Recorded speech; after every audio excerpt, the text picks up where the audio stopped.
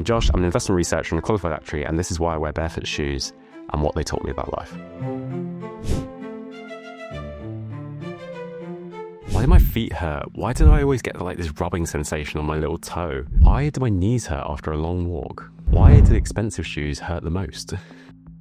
This simple question led me somewhere I didn't expect, because it turns out the problem wasn't my feet, it was the shoes I was wearing. Most modern shoes are designed for style, not function. They typically have a very narrow toe box, they have an elevated heel, and they typically have a lot of cushioning, which disconnects you from the ground. These design choices typically distort your natural gait, weaken your foot musculature, create tension up the chain, so you're in your knees and in your back. I was feeling all of it. I had blisters all over my feet, my arches were weak, so I constantly needed arch support, and my knees were hurting every time I walked long distances. And all I was trying to do is get my 10,000 steps each day. So what did I do? I went back to first principles and thought, what is the foot actually designed to do?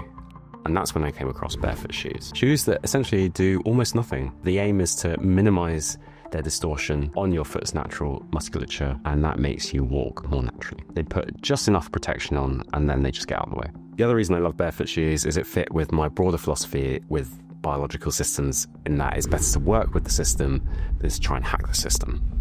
So I realized long ago that biological systems aren't like machines. You can't hack them. You need to work with them and respect how they've been designed by evolution. And our feet? Well, they're one of the most complex and high-performance parts of the human body. And they were built by evolution over hundreds of millions of years, not designed by Nike in the lab. So when I switched to barefoot shoes, I wasn't adding anything, I was taking things away. I was removing the interference with the ground and allowing the feedback between the body and the earth. I was letting the system do what it was evolved to do: feel the ground, adjust in real time, and move efficiently. And the change wasn't just physical, I started seeing this pattern everywhere. So the bigger pattern I saw was that biological systems don't thrive in artificial environments unless the artificial environment has respected their evolutionary design. I've experienced this pattern in many areas. So think about it, we've got shoes that distort our posture, chairs that collapse our spines into unhealthy positions, food that hijacks our hormones, and mobile phones that give out circadian rhythm disrupting blue light.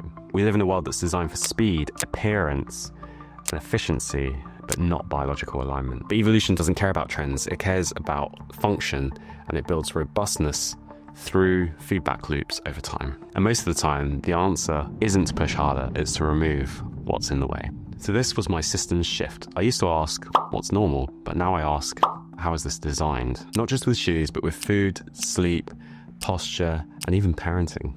Once you see the system clearly, you stop trying to force it into unnatural environments, and you set about designing the environment to allow the biological system to flourish. Because you can't realign your biology, but you can remove what's misaligned. So yeah, I wear barefoot shoes, not because they're trendy, but because they help me live in a way that makes sense. Because when your foundation is off, whether it's your feet, your beliefs, or your habits, everything else gets distorted. But if you get out of the way and let the system work in the way it was designed to work, then the benefits can compound, it's far more sustainable, and you get to where you want to go way quicker. I hope you enjoyed that video from me, and don't forget to check out more from me here.